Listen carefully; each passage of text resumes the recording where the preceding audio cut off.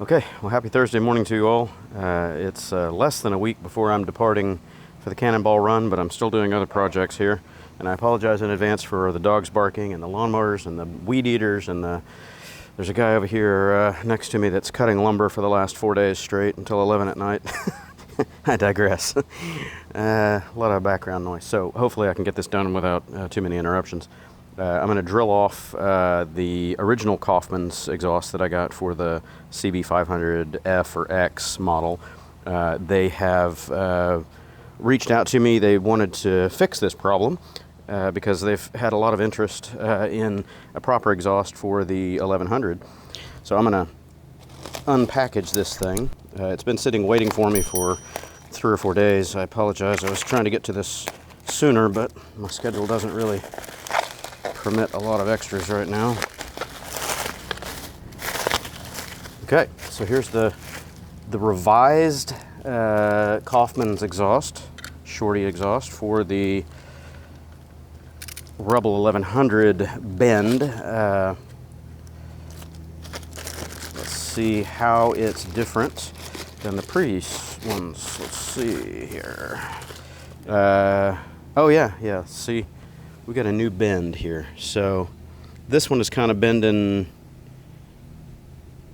downward instead of outward. So there's our difference. It's going to be sitting in a little more like this, so tucking in closer to the swing arm. That's good. Okay, so let me pull this first one off of here. Drill this guy out. It's a 9/64 if I remember right. Where are we? Yep, 9/64 drill bit, and that's what I've got in here. Make sure we're turning clockwise, and I'm just going to drill right through the center of that. I'm trying to keep you guys on camera. I'm going to end up with little pieces of stuff in my exhaust down here, but that's okay. I'll see if I can use a magnet to get them out. There we go. Push that through, and this guy can come off. So, easy enough. Don't want to get those confused. Put the old one back on, that would be a bad form. I never did show the inside of this before. You guys are staring in the sun, that's a bad idea, huh? Let's do this instead. You can see through these. So there looks like a V diverter or something right there behind the spark shield. And it's just a straight through core. I should probably weigh that. I'll weigh the other one before we finish this today. Okay, so let's see if my existing hole is going to work for that. Looks like it might be a little too far downward. I don't know. I'm going to shoot these pictures over to Coffman's. Yeah, I'm going to have to drill another one a little more this way. A little more up, because if I go that way I'm really close to the swing arm. So as long as this is facing outward and the Coffman's logo is kind of out here, then I think we're good. So I've got another hole that I'll be drilling about 1/2 inch to 3/4 inch more this direction. So cool. Get back with you in a minute.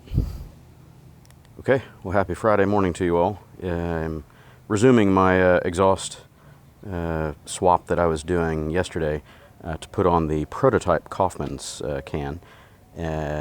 Worked with the guys over there at Coffman's, and we took some pictures. We're trying to figure out what the best orientation is and if they think they've got this bend right. I think it looks fantastic. We'll get to that in a few minutes. So what I'm going to do today is take some proper sound measurements. Now, I'm nowhere near a certified testing lab, as you can tell here, but I do have a pretty decent read SPL meter here. The R8060. It's got peak, hold, A weighting, C weighting, fast, slow, etc. So I'm going to do this according to the official test procedures that I've been able to pull up on the internet. We'll get to that in a minute. I'm going to record everything with the H5 and just have another ambient recording here in case I need to use it with the GoPro and a dedicated microphone. So, and that will be overlooking the instruments while we're staring at the bike. So anyway, long story short, what I'm going to do is I'm going to start off again with the factory exhaust, get sound reading and SPL readings off of this guy, because I did some tests with the little 500F yesterday, and I thought that the levels were abnormally high. Now, this is not a NIST certified meter, but it's guaranteed within plus or minus 1.4 dB, so it's pretty close. Anyway, it was reading really high, and I think it was just because of where I was doing the measurement, but I want to give as close to apples to apples comparison as possible. So I'm going to clamp the factory exhaust back on there, get some measurements, then we'll pull that off. I'll throw the Coffmans back on there, and I'm also going to take it out and do some acceleration runs and stuff like that with my little draggy GPS that's mounted up here. Okay, so we're back to the ugly suitcase again. I'm going to start the bike, let it get up to operating temperature, and then get all my cameras and the meters set up here. The official testing procedure says, this is the European test procedure. The one from Canada and the United States are all roughly similar. They all state the same distances and things like that. So basically what we're doing is we're getting about a 45-degree angle off of the outlet of the exhaust, and our distance to the measuring apparatus, which in this case is going to be the read and the zoom, are to be set at 50 centimeters or half a meter. And they talk about, you know, microphone positioned obliquely, 50 centimeters, 45-degree angle, blah, blah, blah. And it's to be no less than 20 centimeters from the ground to minimize reflections, I presume. So there we go. And it says supposed to do measurements at idle and again at 50% of the maximum engine speed. So in the case of the Rebel, it redlines at what, 8,400? Can't remember. I'll get the figures. So we're going to be running it up to about 4,200 RPM and taking measurement at idle and 4,200 and see how it goes. So I'll resume after the bike is warmed up. Okay, everybody, let's get this going before my cameras overheat. It's hot again this morning, even though the sun's not out. Okay, so I've got all the meters set up. The engine has been warmed up to full operating temp. I got the recorders going. I got the SPL meter going and the camera going to see it all. I am exactly 20 inches back from the measurement point, which is 50 centimeters for both devices, the recorder and the SPL. So let's get this going. Trying not to burn my leg on the exhaust like I did a second ago.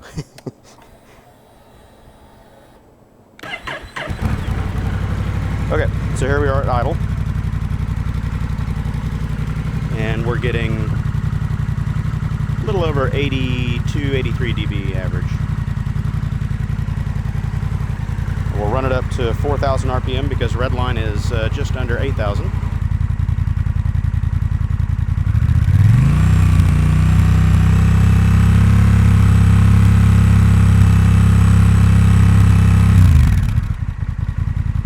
Do it again.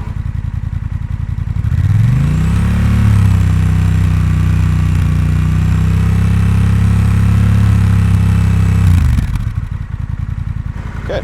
I'll do my obligatory blips and revs here and see how high that gets. Well, now let's not taint it. We can't taint the results. Okay, so now we need to look here at min-max.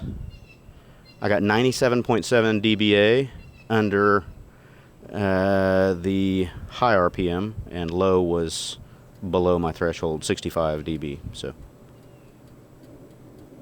97.7 dBA. Okay, so now I'll just really taint the readings. We'll rev it up and see what it sounds like.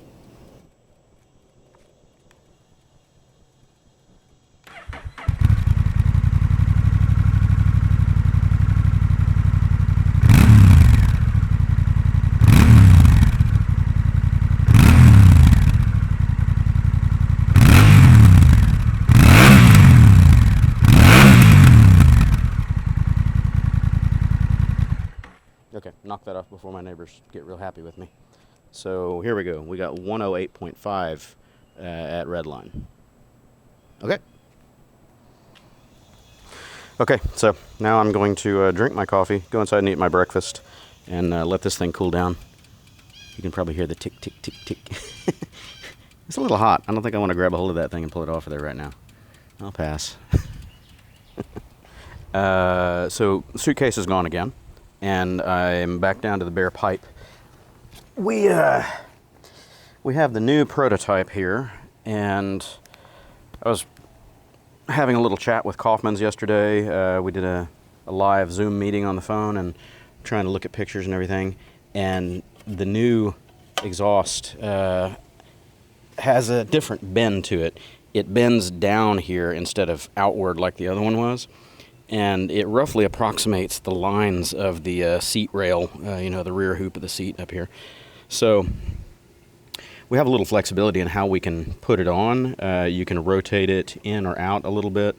My bike is fully lifted or fully extended, so the suspension is all the way drooped. The swing arm is drooped as low as it's going to go right now. We can get as close to this as we want. It doesn't get, you know, really close until you turn it upside down almost. Again, there's the guy cutting wood. This has been going on for weeks. So I think what I'm going to do is just give myself about, I don't know, 1/4 inch of room, 1/8 inch of room, something like that. Have the logo slightly up when it's on the stand. That way when the bike stands up, this isn't tucked down to the bottom. And I guess what I'm really looking for is the angle of this to get this kind of flat to the outside world. So I think that's about my spot right there. Now, because I had already drilled a hole in mine for the rivet, I have a little bit of a situation where there's my original hole. I don't know if that's coming out on camera. That's the original hole, and it lines right up with the slot. So that's going to make it leak and whistle. So we're not going to have that.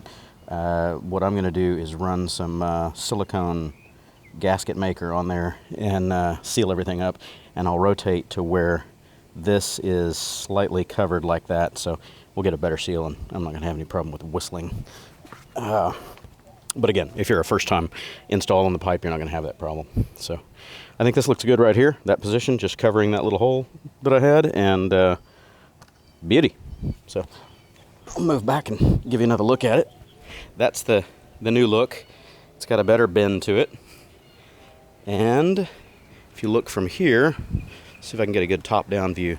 It's much closer into the bike. I'll try to take some A to B pics from my old video versus this one, or I could just go grab the other Coffmans and put it on there, and I'll do those A to B pics here, throw them up on the screen. It's very close into the bike now. It's barely past the old exhaust hanger / foot peg bracket, so it's not sticking out really at all. That looks pretty good in my opinion. I like it. And it's definitely out of the way of the bags. So bags are going to be here. It's way forward, and the exhaust is pointing away from the bike. So even if your bag were way out here, you're not going to get into cooking the side of your bag with the exhaust. So good deal. I like this. So I've already cleaned the exhaust pipe flange here with some acetone and a clean rag, so where the ultra copper Permatex can get a good grip. So I'm going to do that, let that tack up a little bit before I slide the exhaust on there. I'll do my A to B pics and join back with you in a minute. So I put my ultra copper gasket maker on here just to seal up that little hole. I dabbed it on the inside and just put a ring of it all the way around just to be extra sure. And I put a little mating ring of the stuff on the inside of the Coffmans, and I'm going to zip this thing on there. So squiggle, squiggle, squiggle, and that should be about it. Shove that guy in there, and we'll zip it up with the gun. Where's the gun? There's the rivet gun. Ooh, I'm getting that gasket maker all over everything, aren't I? And that stuff never comes out of your clothes, by the way. If you get it on your clothes, you've just decorated yourself permanently. Okay, so I had to reset my placement of my meters. The bike is sitting exactly where it was. The reason I had to reset is the factory exhaust exits about here, and this one exits, you know, what, probably 18 inches forward of that, and it's angled out.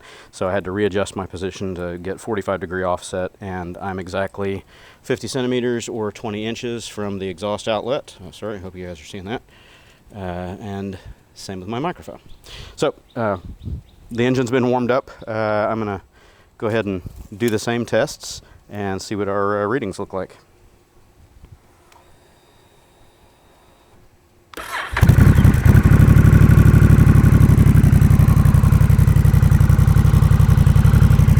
Okay, so sitting here at idle, looks like we're doing about 86 788 dB, so a few decibels louder than the factory.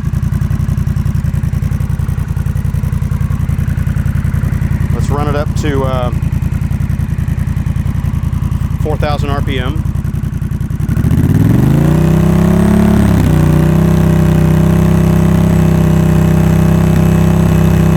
Looks like it's reading 99,100 over there on the gauge.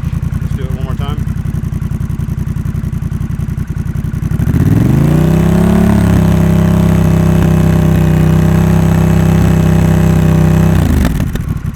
Yeah, so right at 99. Let's kill that and look at our minimum maximum. Max was 102.5. Low is under. Yeah, that's right. We're only interested in the max. So 102.5 at 4,000 RPM, 4,100, somewhere in that range. So there we go. There's our numbers. Now I'll rev it up and get the full sound test again.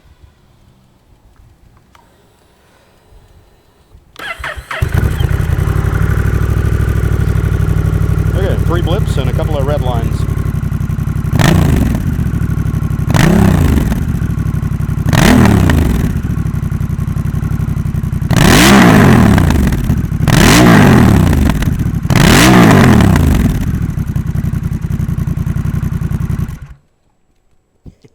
$119.1 on full tilt.